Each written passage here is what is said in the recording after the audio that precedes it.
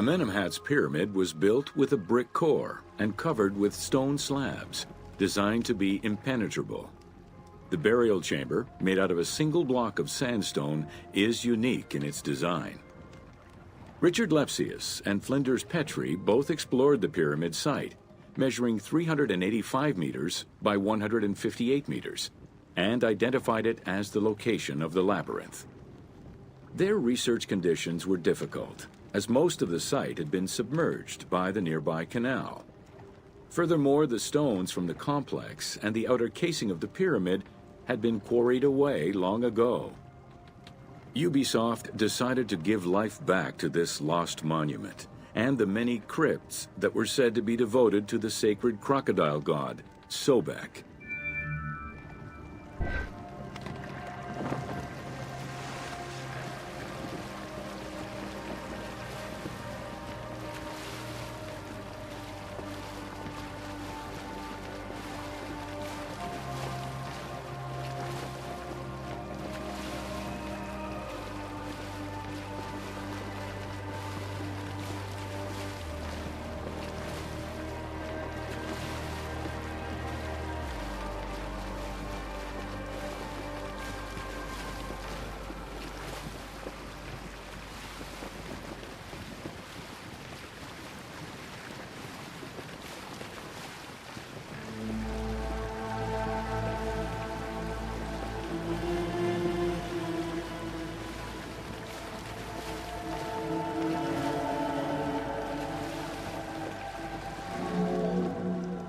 Founded during the 5th dynasty, the site was popular during the 12th dynasty under the name of Shedet.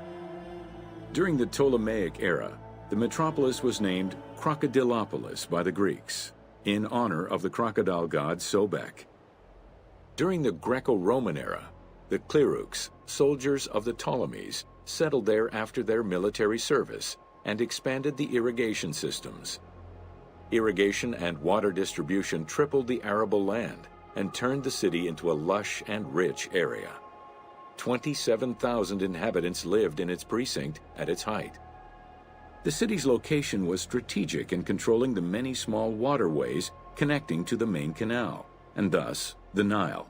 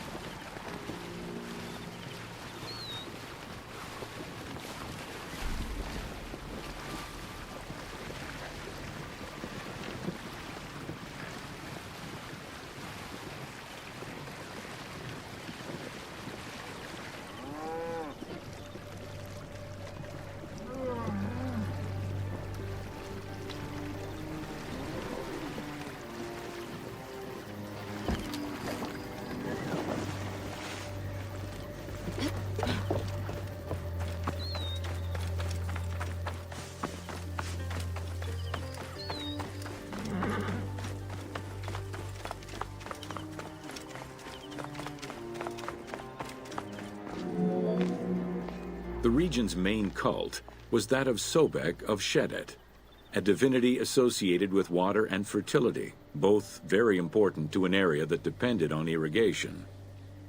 Many local villages had the title Town of Sobek added to their official designations.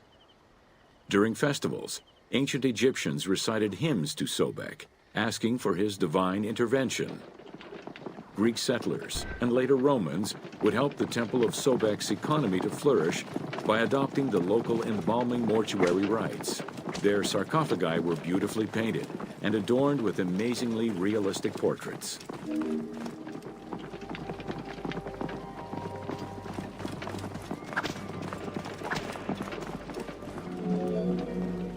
Very similar to the cult of the Apis bull in Memphis, a living crocodile was worshipped within the precinct of Crocodilopolis's main temple. Known as Sobek to the Egyptians and Sukkos to the Greeks, it was reported by Strabo that priests fed it with meat, wine, and honeyed milk. They covered its body with jewels and gold. After its death, It was embalmed and placed within the crocodile's grotto, alongside thousands of other mummified crocodiles.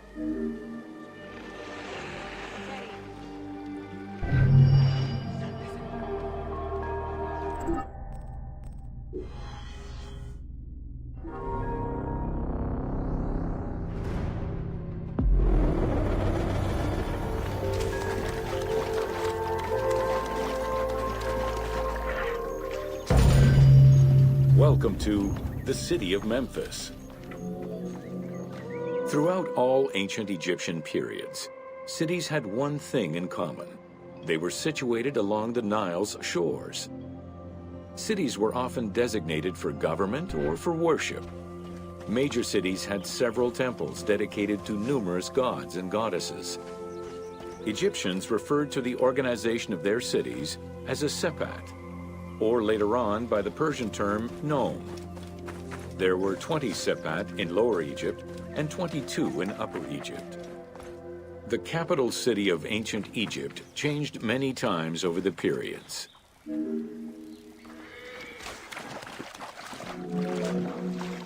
One of the largest was Memphis, located in Lower Egypt.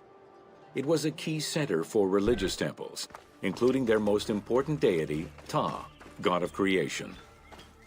Thebes, located in Upper Egypt, competed with Memphis and featured as both a political and a religious center. Two important temples, Luxor and Karnak, were built there. A minor capital of the Sayyid dynasty was the city of Sais. This was the last native Egyptian capital of Egypt.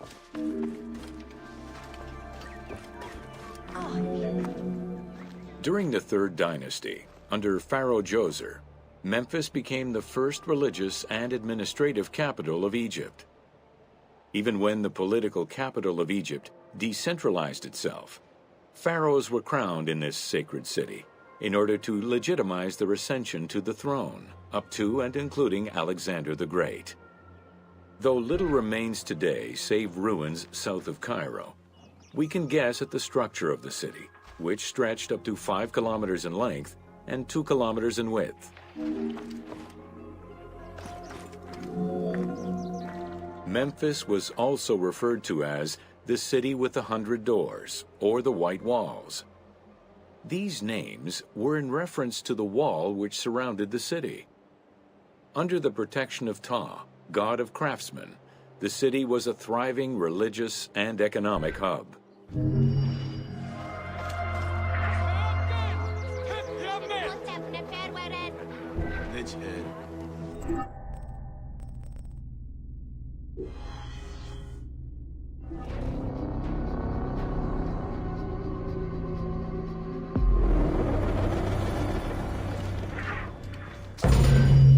Welcome to Rediscovering Egypt.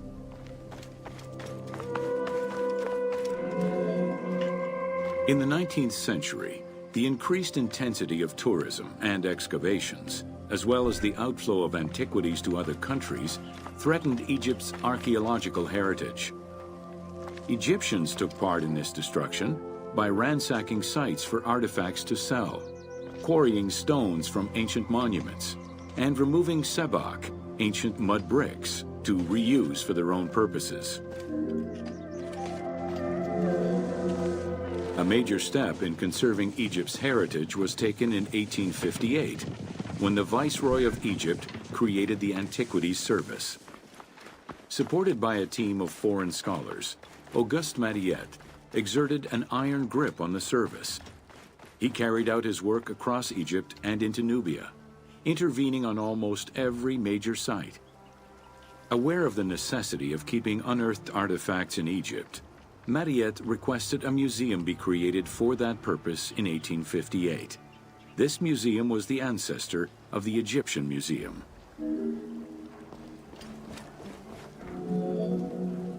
Gaston Maspero, Mariette's successor, expanded and reorganized the Antiquities Service and instigated laws regulating the export of artifacts. French scholars ran the service until it passed into Egyptian hands in the 1950s. As of the mid-19th century, Egyptology was fast becoming a recognized discipline, within both private institutions and learned societies.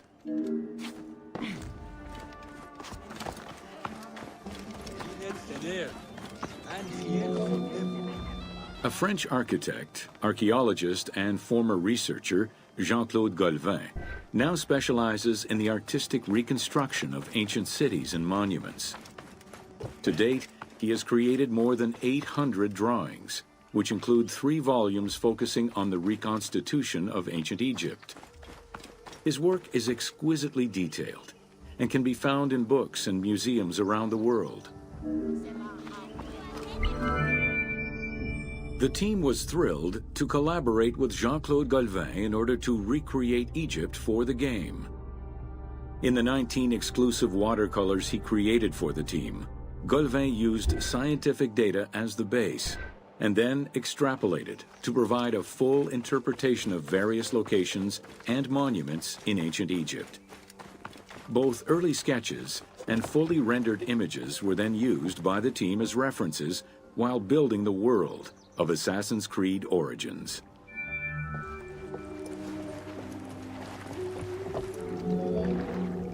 Although ancient Egypt's rich religious culture and its mortuary monuments continue to be investigated, the modern discipline of Egyptology has shifted focus. Rather than single-mindedly retrieving impressive artifacts, Egyptologists today focus instead on increasing the body of knowledge. In the past, excavations took place in the field, and while that is still the case today, much of the work on Egyptology now takes place in libraries and archives.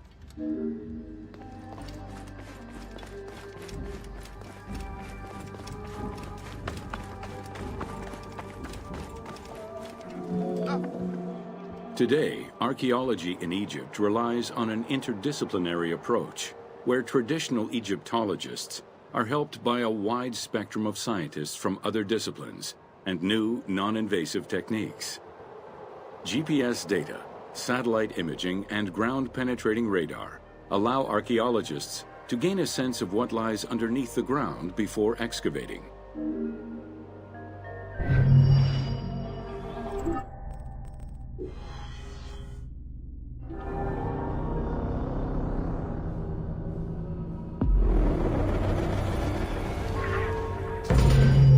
Welcome to natron.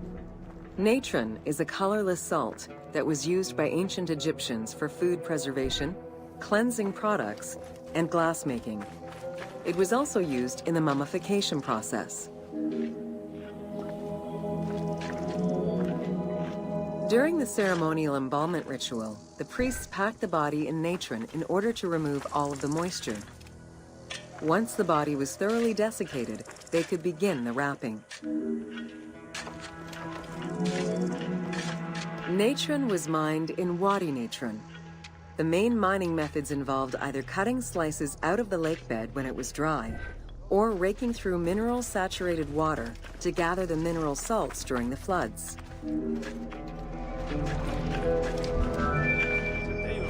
Both techniques are still used today, and inspired the team in their recreation of the mines located in the mountains northwest of Memphis.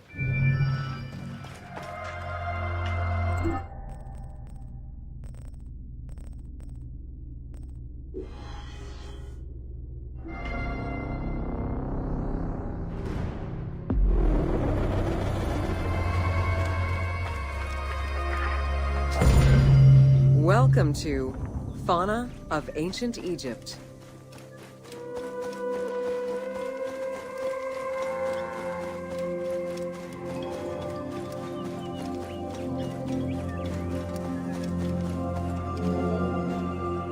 Both domesticated and wild animals were features in ancient Egyptian bas-reliefs as early as the First Dynasty.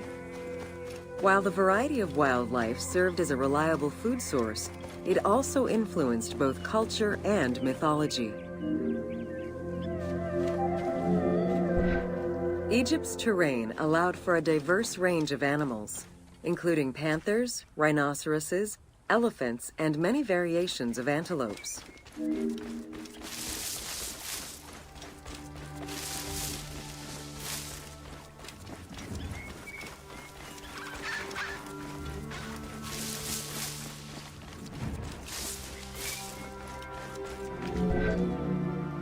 The Nile was home to many species of fish, along with hippopotami and crocodiles.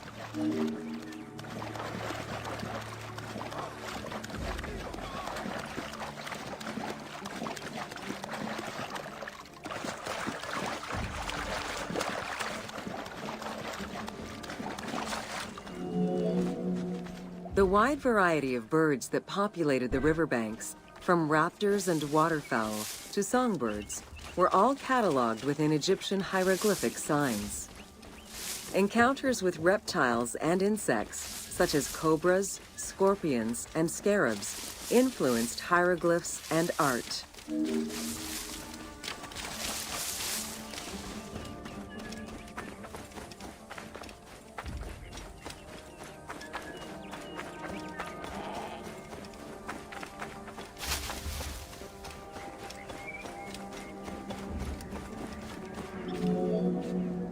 While all animals had sacred meanings, lions in particular represented power and royalty to ancient Egyptians. They were so prized by pharaohs that they were hunted to extinction within Egypt.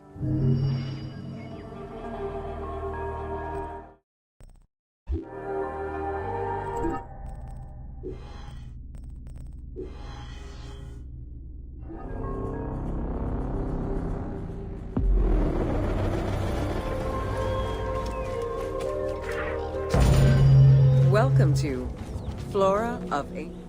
The climate and unique geography of the Nile Delta offered a wide variety of plant species. Many of these plants served as sustenance for ancient Egyptians and as crops for trade.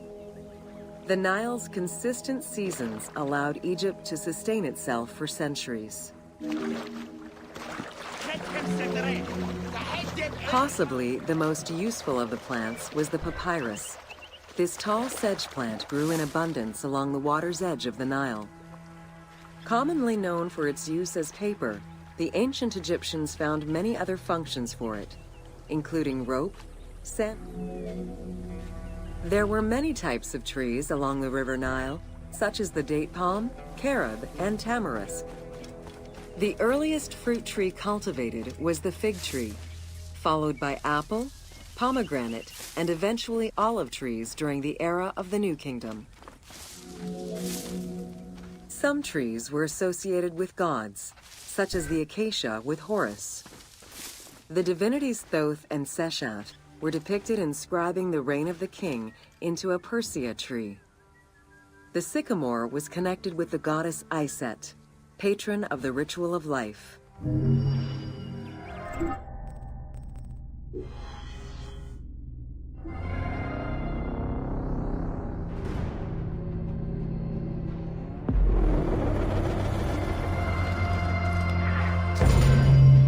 Welcome to Ancient Egyptian Hieroglyphs. Hieroglyphics were used as sacred writing, appearing on monuments, statues, and sacred papyrus texts. The earliest symbols that resemble hieroglyphs were on pottery dating back to 4000 BCE. This stylized form of signs and drawings was the only writing used from its ancient origins to the end of pharaonic history. Ancient Egyptians referred to hieroglyphs as the writing of the gods. Considered a difficult language, it was intended for pharaohs, nobility, and priests, and meant to be used in ceremonies, within tombs, and for government records. Since few Egyptians were able to read the ancient hieroglyphs, the mythological aura around the language was persistent, even in their own culture. The structure of hieroglyphs offers insight into Egyptian culture, not just in what the translations say, but in the structure of the symbols themselves. They were found on tomb walls, on sarcophagi, on statues, and on pottery, and were meticulously recorded in countless ancient papyri. In many temples, priests would perform rituals and daily offerings. These were accompanied by hieroglyphs used as spells. In tomb paintings, the hieroglyphs are represented with formulas to recite. These spoken words were meant to be spells which would allow the deceased to benefit from the offerings for all eternity. Spells and offerings were also written for the living, to enhance medicines and cure illnesses.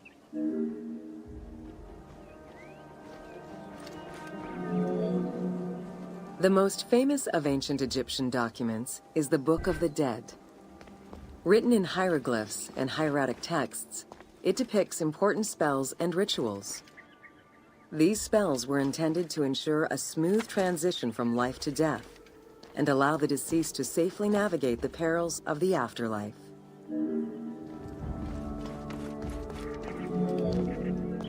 Even after it was deciphered, the reading of hieroglyphs remained difficult at times due to the many directions in which they can be read.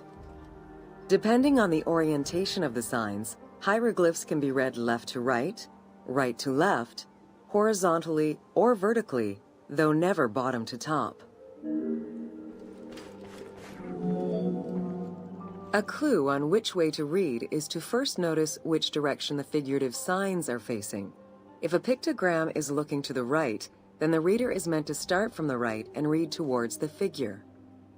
Column text on a papyrus begins from the right, then goes top to bottom for each column. Text written on tomb walls resembles the structure of a page from a comic book. The text can be placed in front, behind, or above the character, and its symbols look in the same direction as the character.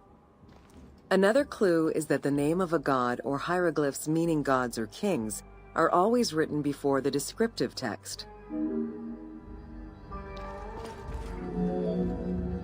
Compared to alphabetical languages, Egyptian hieroglyphs have more symbols. Confronted with the absence of vowels, the Egyptians invented a category of signs. When placed at the end of words, these signs help inform its meaning. For instance, a drawing of a lion will refer to a lion and also relate to the abstract concept of a lion as something dangerous or powerful. Middle Egyptian hieroglyphs contained a little more than 700 signs. By the end of the Greco-Roman period, there were 10,000 signs. Egyptologist Sir Alan Gardner created a list classifying common hieroglyphic signs and their variants. Ancient Egyptian languages have many similarities with Asian and African languages. They have evolved in similar ways to the various forms of written Egyptian. These languages belong to the Hemito-Semitic group. There were 5 clear evolutions in the Egyptian language, each with their own distinctive structure. These languages are known as Old Egyptian, Middle Egyptian, Late Egyptian, Demotic, and Coptic. Coptic is the only living language that allows linguists to define the vowel structure and to distinguish different dialects.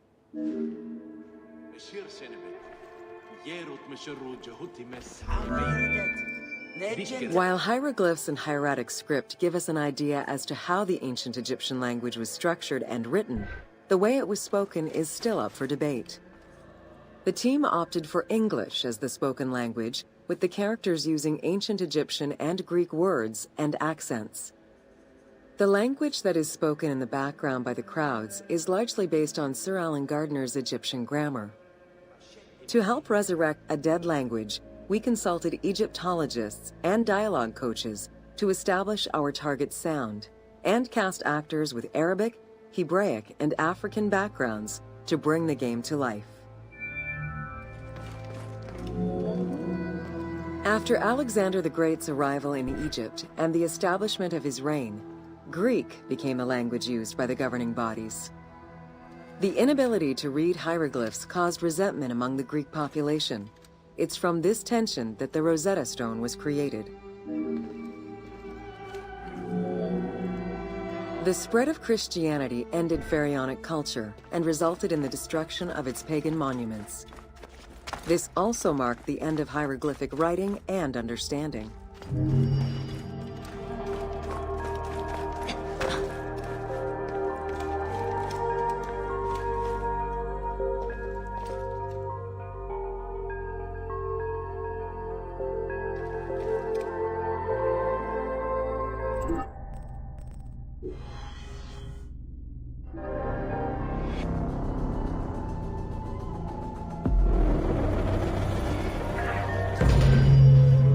welcome to Jean-Francois Champollion.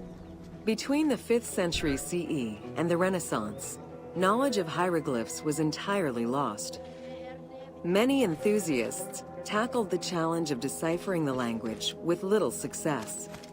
Some groundwork was made with various researchers identifying names and some grammatical structure, and confirming that cartouches were markers for royal names.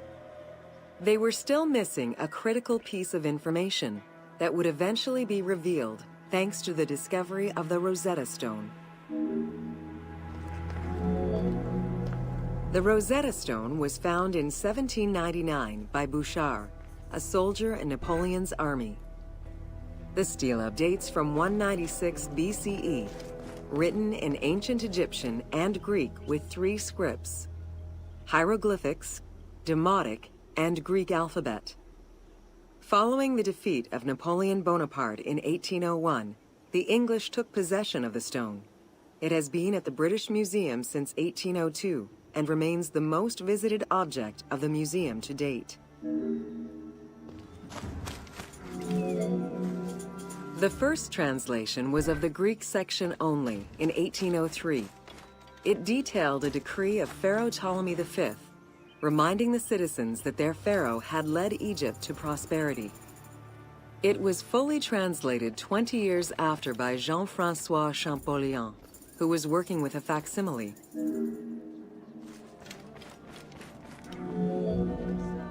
Through his studies of the stone, Champollion was able to make a critical observation that would unlock the whole mystery, that hieroglyphics were not only ideograms, but also phonograms. Hieroglyphs consist of phonetic glyphs, single characters, and logograms. Essentially, they are a combination of phonetics, alphabet, and full words, which in total form a language.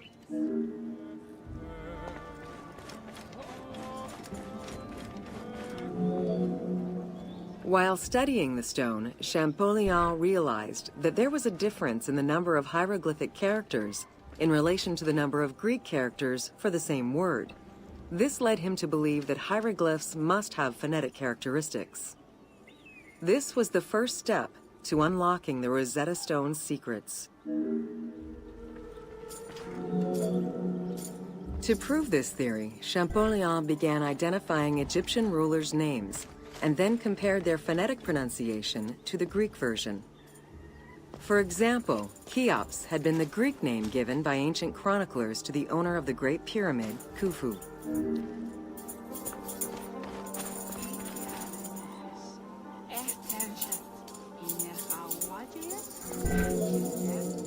The next step for Champollion was to confirm that his approach was verifiable by using the Philae obelisk as an additional reference. Engraved in the obelisk are 2 inscriptions in Egyptian hieroglyphs and Greek. Once he confirmed the names of Ptolemy and Cleopatra within these texts and confirmed the same phonetic patterns as on the Rosetta Stone, Champollion knew he was on the right track. Champollion had already mastered several ancient languages when he took on deciphering the Rosetta Stone. He used his knowledge of Coptic to identify the solar disk hieroglyph on the obelisk as the phonetic translation of Ra. Further translation only strengthened his conclusion.